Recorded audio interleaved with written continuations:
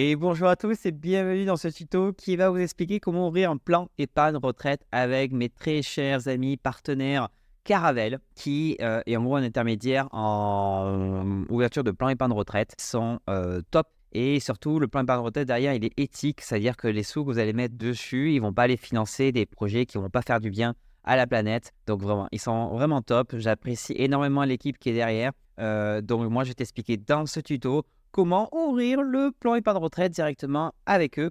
D'ailleurs, il y a le premier lien que tu verras dans la description de la vidéo. C'est pour l'ouvrir avec un lien affilié. Tu as 20 € toi à l'ouverture du plan épargne retraite. Et moi, je gagne aussi une petite commission dessus. Donc voilà, si tu as envie de me soutenir, publicité commerciale, il faut que je le mette à droite, à gauche, en bas, en haut. J'en sais rien, je le mettrai quelque part. Et je te dis tout de suite dans le tuto. Salut! Donc, normalement, en cliquant sur le lien, tu arrives ici sur une page, tu as démarré le Caravel, tu as mon code la micro by Flo pour avoir 20 € à l'ouverture de ton PER. Si tu te demandes qu'est-ce que c'est un PER, à quoi ça sert, j'ai fait des vidéos et des articles directement en lien en description. Nous, on est là pour voir comment créer son compte. Donc, on clique sur démarrer avec Caravel. Ici, on arrive sur créer un compte Caravel. Donc, on donne nos coordonnées. La microbyflow.fr. Mot de passe, je vais en mettre un sympatoche et une petite majuscule. Voilà. Ici, si on met notre super code, la micro by Flo, voilà, on l'indique, on est content. J'ai accepté, créer un code, création du compte et c'est bon, on est bon. Prenons 2 minutes pour estimer le montant de votre retraite. C'est parti. Du coup, je m'appelle Connor, je m'appelle Florian, je suis charpentier, je suis né le 13 juillet 1992. Voilà, vous savez tout. Donc, on va le faire ensemble pour que vous puissiez le faire de votre côté. Alors, je fais suivant. Ici, indépendant ou salarié, normalement, la plupart du temps, on l'ouvre à titre indépendant. Donc, ici, il faut cliquer indépendant.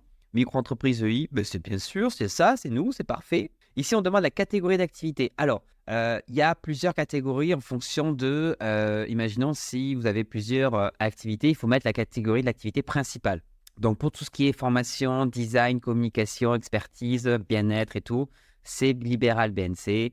Pour tout ce qui est course à vélo, prothésie angulaire, esthétisme, c'est artisanal service big et après commercial pour tout ce qui est vente de marchandises. Hop là. Ici, on demande le chiffre d'affaires annuel. Alors, normalement, ils demandent le chiffre d'affaires de cette année en cours. Estimé, c'est une estimation. Si tu n'en as pas, indique peut-être le chiffre d'affaires de l'année d'avant. Si tu ne sais absolument pas, donne un chiffre d'affaires à peu près que tu penses faire. On va mettre 35 000. Combien arrivez-vous à épargner chaque mois? Oula, j'en sais rien. Moi, je n'épargne pas et je vais marquer 0. Je ne sais pas. Et du coup, derrière, ils ont calculé automatiquement. Ça, il ne faut pas le toucher, c'est le revenu. Le revenu, c'est ce qui va être calculé par les impôts, par la CAF, par Pôle emploi. Ils vont prendre le chiffre d'affaires, ils vont enlever l'abattement des 34%. Donc ça, il n'y a pas besoin d'indiquer. S'il y a d'autres sources de revenus, refoncier ou autre, il faut l'indiquer, ça c'est très important. Mais là, j'indique que pour la partie micro-entreprise. Je fais suivant. Et là, Caravel, qu'est-ce qu'il nous dit? Il nous dit, attention, avec les 35 000 € de chiffre d'affaires, si tu fais ça tous les ans pendant 25 ans, tu auras que 963 € de retraite. On là, on se dit, ouh, c'est pas bien, c'est pas bien. Mais par contre, avec Caravel, tu auras 1500 €, donc à peu près 543 € de plus par mois.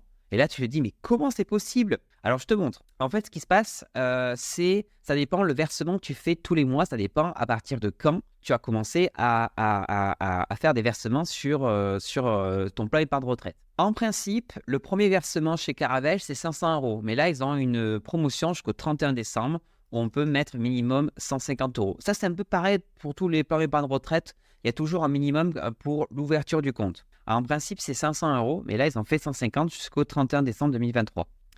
Et après, ils demandent combien tu souhaites verser tous les mois sur ton plan épargne retraite pour que ces sous, ils fluctuent. Enfin, ils vont les placer, etc. Moi, j'aime bien mettre 100 €. Je ne mets pas 145, 100 €. Minimum, je pense que pour eux, c'est 50 € minimum. Mais même 50 € minimum, ça me fait quand même 200 € de plus à la retraite par mois. C'est plutôt intéressant. Mais moi, je vais mettre 100 €. Voilà. Et même étant 100 €, ça fait 375. Donc là, vous pouvez vous amuser quand même. Donc là, il donne une petite recommandation, mais moi, je vais laisser 100 €. Je vais juste te verser 100 € par mois. Valider la configuration. Passons à la configuration de votre complémentaire retraite. Allez, on va voir ça. C'est parti. Ici, alors, comment ça marche? C'est-à-dire qu'on va donner, on va prêter, pas donner, on va prêter nos sous à Caravelle. Caravelle, après, derrière, va les placer dans des sociétés, etc., des actions. Et en gros, il pilote tout ça. Normalement, on le laisse faire. Il s'explique un petit peu le pourquoi du comment. Bon, ça, c'est du blabla pour moi.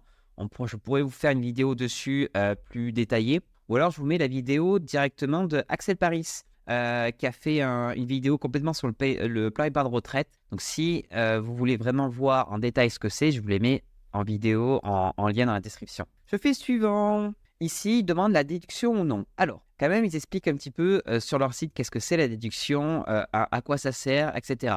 Je vous la fais en 2-2. En gros, quand on prend un plan épargne retraite, l'argent n'est pas censé le toucher d'ici notre retraite. On a un avantage fiscal. L'avantage fiscal permet en fait de faire en sorte que tous les sous qu'on a mis, mis sur notre plan d'épargne retraite, une partie, on peut l'utiliser pour déduire de notre revenu imposable. En clair, par exemple, je peux dire chaque année, une partie de ce que je verse sur mon plan d'épargne retraite, je peux l'utiliser pour, entre guillemets, réduire mon impôt sur le revenu. Si je ne touche pas cette déduction, je peux dire, je préfère utiliser cet avantage fiscal à la fin, quand je prendrai ma retraite, quand je devrai sortir les sous de mon plan d'épargne retraite. Donc, ici, je ne peux pas trop vous orienter, c'est un peu difficile à savoir. Si vraiment je pouvais donner des petites astuces, si de base vous n'êtes pas imposable, ça ne vaut pas trop le coup d'activer la déduction. Si vous êtes imposable, ça peut valoir le coup d'activer la déduction. Si vous êtes un tout petit peu imposable, ça ne vaut pas trop le coup. Si vous êtes vraiment bien imposé au titre de l'impôt, ça vaut peut-être le coup. Ça, c'est à vous de voir après si vous préférez avoir un avantage fiscal maintenant ou à la fin quand vous allez sortir votre plan d'épargne retraite. Donc là, moi, je vais désactiver la déduction. Choisir mon bénéficiaire qui sait en cas de problème, de décès. Je ne vais pas mourir, hein, mais en cas, s'il m'arrive quelque chose, qui sait qui va bénéficier? Alors, mes héritiers légaux. Alors, c'est quoi la différence entre mes héritiers légaux et mes enfants? J'aurai pas d'enfants. Quick. Clause manuscrite. Bon, je vais faire ça. Hein, bon, je vais pas mettre la clause. Monsieur machin, monsieur tac, Florian Charpentier donnera à Boula, je sais pas qui c'est, mon plan épargne retraite. Voilà. Ou alors à Sacha, je vais donner à mon chat. À Sacha, l'intégralité. Alors, normalement, il faut quand même marquer ce qui a marqué ici. Hein. Attention, hein, sa qualité, machin chose. Entre chaque bénéficiaire, il faut vraiment recopier ce qui est marqué ici. Bon, on va dire que, allez, j'ai une conjointe. On va dire ça comme ça. Je n'ai pas envie de recopier. Ça, c'est bon, c'est configuré, c'est génial. Alors maintenant, ils vont demander des informations sur notre état civil, numéro de téléphone, profession, etc. Je vais vous aider à remplir tout ça. Alors, célibataire, combien de personnes avez-vous à charge? Moi, c'est tout. Suivant, civilité, monsieur, pays de naissance, France, nationalité France, ville de naissance, Toulouse. Je fais suivant, mon numéro de téléphone. Vous croyez vraiment que j'allais le noter? Hop. Je ne vais pas donner mon numéro de téléphone. Pays, votre adresse de résidence, France. Je vais mettre l'adresse de ma société parce que je ne vais pas mettre l'adresse où je suis là actuellement. Dis donc. Je fais suivant. Votre profession. Alors là, c'est important de marquer le titre. Donc, par exemple, moi, c'est consultant en micro-entreprise ou créateur de contenu, des choses comme ça. Le nom légal d'entreprise, ça c'est bien. Caravelle, super d'avoir mis la mention EI automatique. Merci Caravelle, vous êtes géniaux. Catégorie socio-professionnelle. Alors, moi, je suis, hop là, indépendante. En plus, l'inclusion, on est beau ça. Mon secteur d'activité, c'est un peu chiant. Si vous ne trouvez pas votre secteur d'activité, c'est pas dramatique. Moi, ça doit être dans information et communication. Voilà, j'ai marqué ça. Je sais pas vraiment si c'est ça. Ici, il demande notre patrimoine. Ça veut dire en gros ce qu'on a sur les différents. Alors ça, c'est Caravelle vous le demande parce qu'ils ont une obligation. C'est une obligation réglementaire de demander ce genre d'informations pour pas que fassiez genre vous n'avez pas de patrimoine caché quoi. Donc ici, par exemple, je sais pas, moi j'ai 2000 euros. Assurance vie 2400.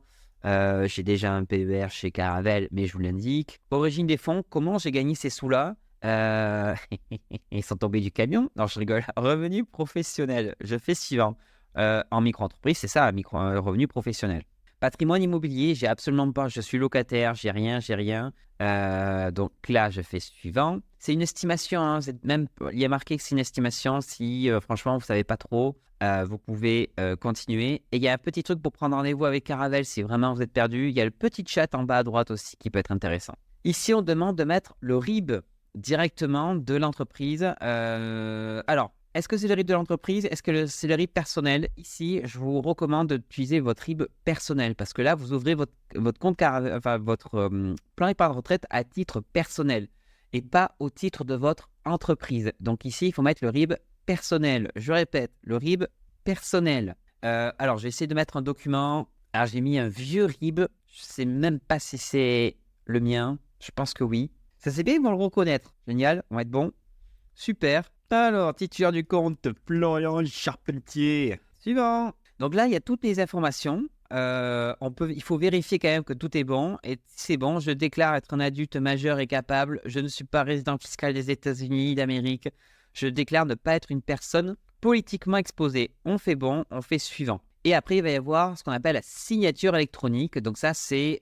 alors, moi, j'ai un truc d'erreur parce que là, je suis sur un truc d'essai directement. Je n'ai pas mis mes informations, etc. et tout. Mais il va y avoir la signature électronique à faire, à passer. Et après, ils vont demander des pièces justificatives, c'est-à-dire justificatif d'identité, justificatif de domicile. Une fois que le compte est créé, je vais te montrer comment ça se passe sur l'écran de Caravelle, une fois que tout est fait. Bon, maintenant, je vous montre l'intérieur de la machine. Donc là, c'est sur l'espace client. Donc, je vois que j'ai un solde de 2163, alors que j'ai déposé au total, si je compte tous mes versements, 2300 euros, ce qui me fait une moins-value de 136 euros. C'est-à-dire que j'ai perdu de l'argent. Attention, attention, je sais que ça va paniquer en disant mais à quoi ça sert de mettre de l'argent si on en perd?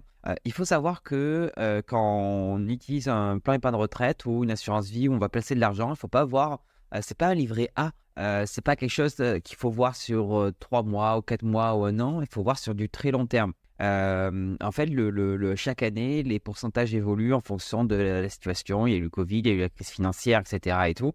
Et donc, il y a des moments, ils étaient à plus 15, d'autres moments, ils étaient à plus 10, moins 5, etc. Pour l'instant, c'est pas trop top. Ils expliquent un petit peu pourquoi. Ils ont pas mal d'informations sur le sujet. Je mettrai un lien en description pour expliquer un peu cette variation. Ils sont hyper transparents sur tous les mois, tous les ans, à combien ils étaient en termes de pourcentage. Donc là, on peut savoir en termes de gestion si on veut faire des versements libres ou autres. Et on voit directement ici, est-ce que c'est, ils ont mis 76% en actions, etc. On voit les différents fonds qui sont investis, etc. C'est assez transparent et vous pouvez leur poser des questions, s'il y a moins de questions, etc. Bon bref, c'était pour expliquer un peu comment ouvrir un plan épargne retraite chez Caravelle et on peut aussi transférer un plan de retraite que vous avez vous actuellement chez notre assureur ou autre. Vous pouvez retransférer sur Caravelle pour que, en gros, l'argent que derrière soit, on va dire, moins polluant. On peut dire ça comme ça. Bref, attention. Investir, prendre un plan de retraite, ça comporte risque. Il faut quand même le savoir. Ça peut être du plus en pourcentage comme du moins. Ça, il faut quand même le savoir. Bref, et j'espère que ce tuto t'a plu. Je te dis à très bientôt pour un nouveau tuto. Salut, salut!